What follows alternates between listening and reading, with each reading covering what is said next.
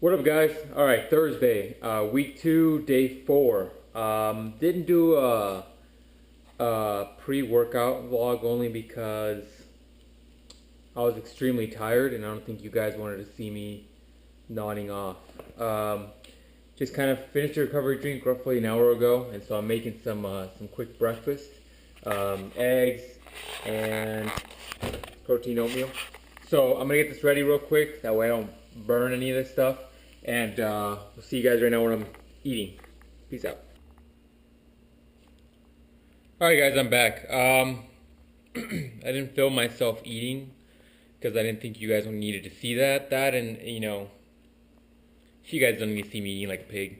Anyways, so I've been kind of debating on what to talk about today. And I think some of the other topics that I had lined up are probably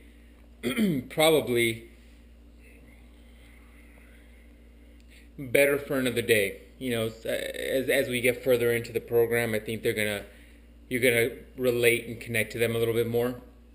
What I did want to talk to you guys about today was what to expect during different stages of this program. I was noticing today that I'm not that sore.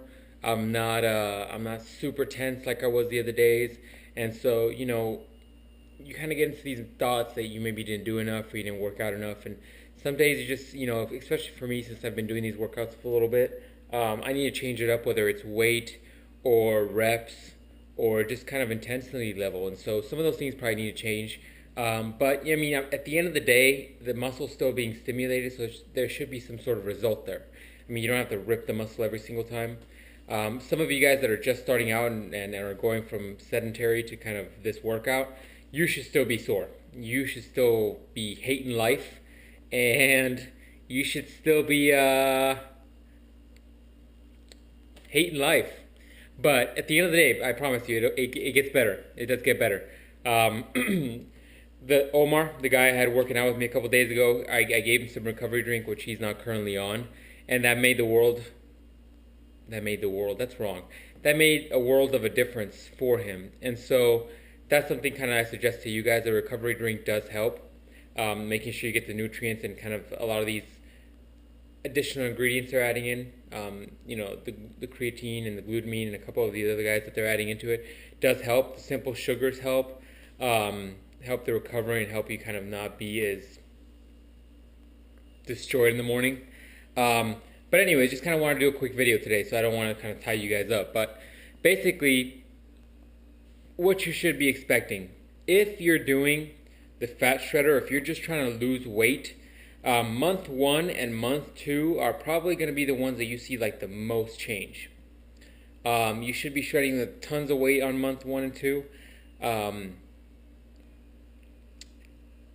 that's if your diet is in check.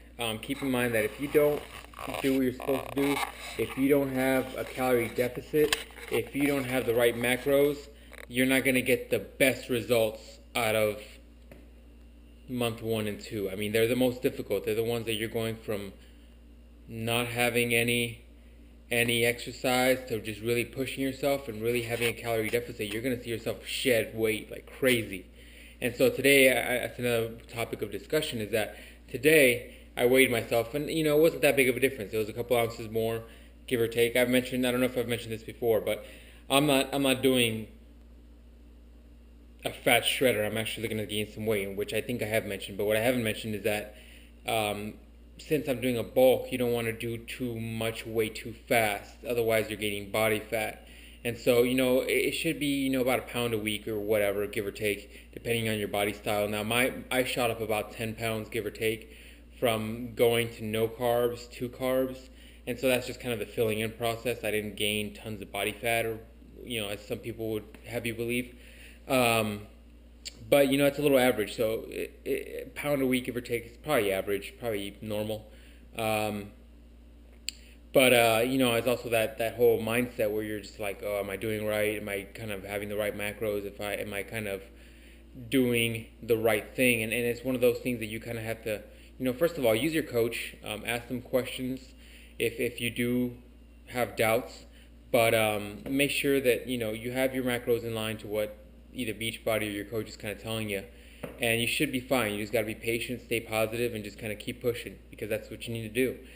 That's where the photos, the 30-day photos are so valuable, invaluable, whatever.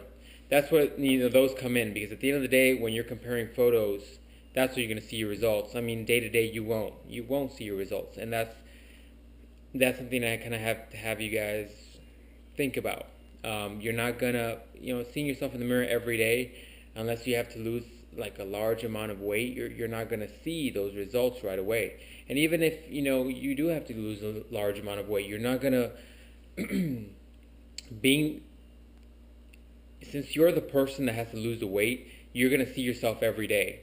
And so those little changes, the pound a day or 2 pounds a day or whatever that you're losing, is not going to register in your brain every single day. You don't know your body that well. And so you're not going to feel the difference of a pound or two. You're not going to see a difference of a pound or two. But when those pounds compound during the weeks, during the days or whatever, at the end of the day, after those 30-day pictures are compared, you're going to see a difference. You should see a difference.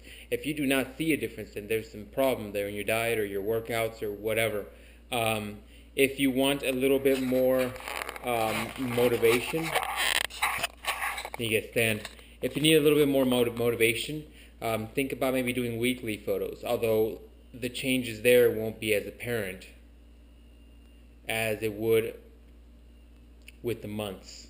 But if you need something for your sanity, then something to think about.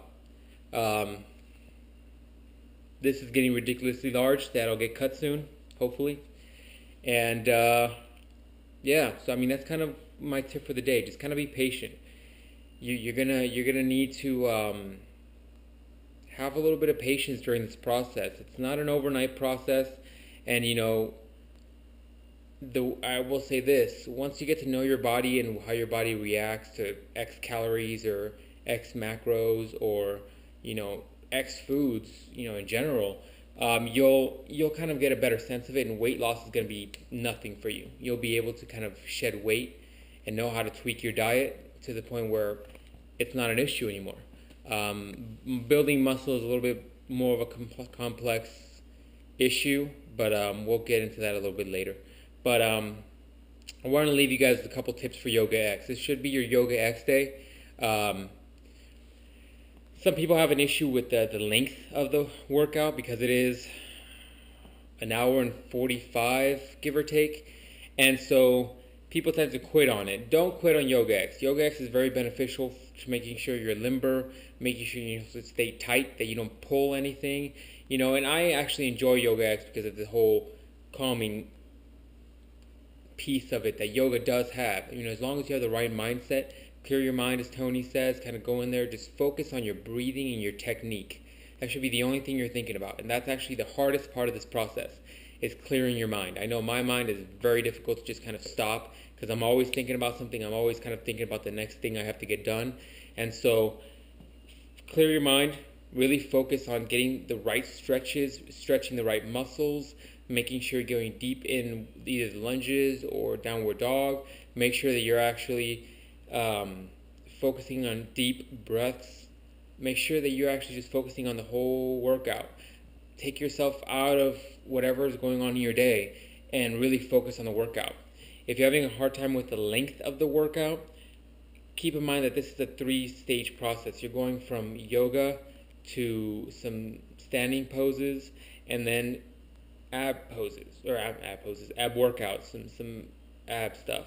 And so take it in sections, kind of keep your mind going to the next section. Don't focus on the fact that it's like, oh, I got to be here an hour and 45 minutes. That's going to kill you. Just kind of sit down and take it. Boom, just finish the yoga thing, and next thing you know, you'll be doing the standing poses, which, it's not a super strenuous part of the workout anyways. It's just kind of getting your balance, getting yourself used to your own body weight, kind of distributing movements and weight and all that good stuff. All beneficial for you. So don't quit on Yoga X.